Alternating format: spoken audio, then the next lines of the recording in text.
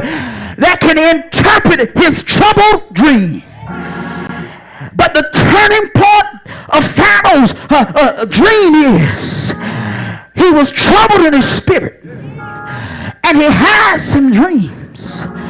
But the chief cupbearer spoke to Pharaoh saying, I'll make mention of a God that I know.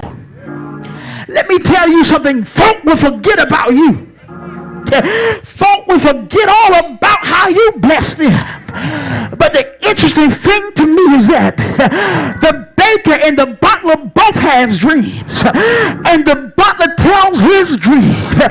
And he says that I see myself. I got a cup in my hand.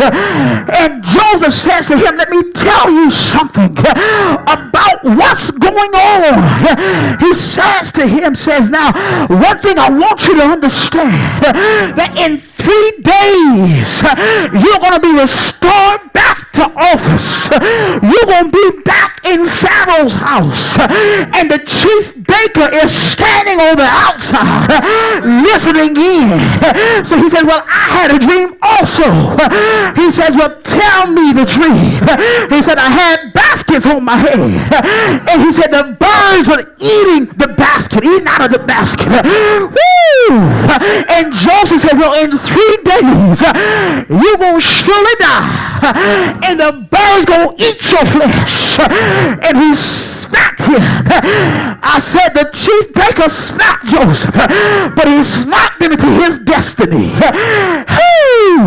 So he tells him, he says, well, I tell you what, do what you got to do. I'm just paraphrasing. Say what you want to say. That's what God told me to tell you. And I got to stick to what he told me to say. Hallelujah. Just pull on your neighbor and say, you got to say what God told you. He said the 3 baskets are 3 days. Within 3 days, Pharaoh will lift up your hand from you. Lift up your head from you. He will hang you on a tree. The birds will eat your flesh.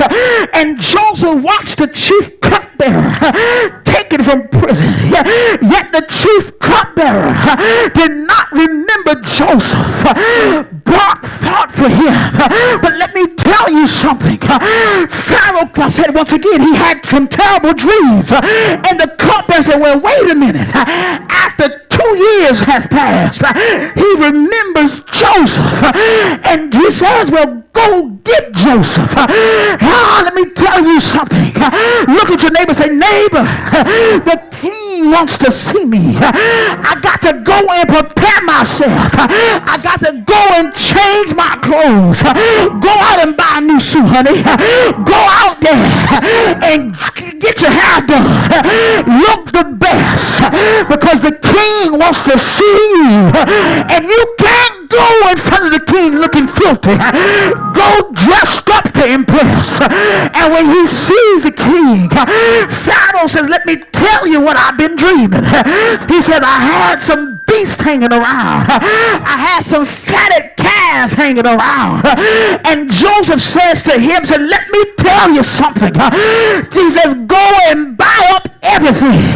He said, because you're going to have 70 years of abundance. And then you're going to have 70 years of what? Famine.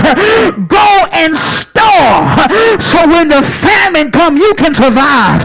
Well, touch your neighbor and say, neighbor, the reason I'm still standing, because in the years of abundance, I kept on praising. So when my famine got here, my praise superseded the famine. Even though we're in a famine right now, your praise is sustaining you. Pull on your neighbor and say, neighbor, many are the afflictions of the righteous, but God shall deliver us from them all. And the Bible says that he says to Joseph, since I can't find nobody that can interpret the dream, he said, I'll tell you what, the dream that you said, I know it got to be from God. So he took off his ring. That was a signal of authority. And he put it on his hand and said to Joseph, this is your elevation period. Only I will be greater than you. Touch your neighbor, say, neighbor, I've been suffering long enough, but this is my year for promotion. This is my year for abundance. I've been crying. I've been weeping. I've been having a pity party. But touch your neighbor and say, neighbor, it's my time to shine. Neighbor, it's my time to go forth. Neighbor, it's my year to be blessed. And the devil can't stop it. My blessing has been on pause, but God push play. Touch your neighbor and say, neighbor, I was on pause. I was on hold, but God just pushed play. Now I'm walking to my season. I'm walking into my destiny. Touch your neighbor. I know you're tired, but pull that neighbor and say, neighbor, it's destiny time. It's time for promise. It's time for blessings. You've been a good soldier. Now it's time to rejoice. It's time to tell Satan, psych, I ain't dead. Psych, I'm still here. Touch your neighbor and say, neighbor, I am a survivor. I'm still standing. I understand who I am. I'm a child of the King. And no weapon formed against me shall prosper. So Satan, take your hands off of me. Satan, take your hands off of God's people. Open your mouth and give him the glory.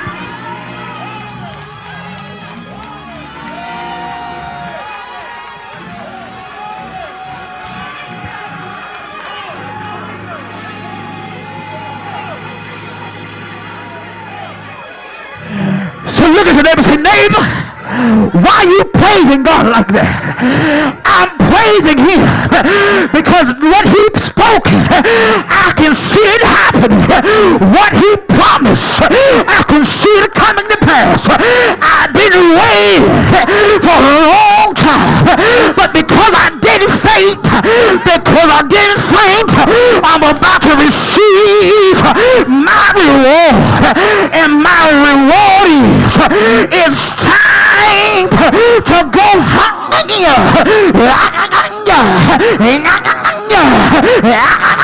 touch your neighbor and say, neighbor, let's go higher. Let's go higher. We can't stay down. It's time to go up. It's time to go up. Yes. Yes.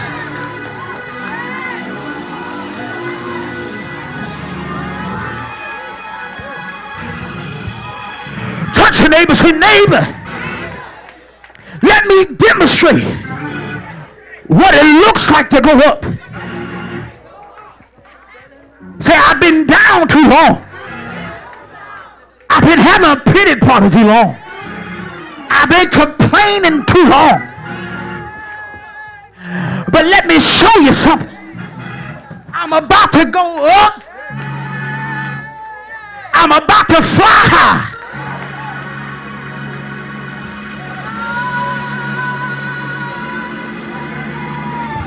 Look at someone and say, neighbor, I said it's time to go up.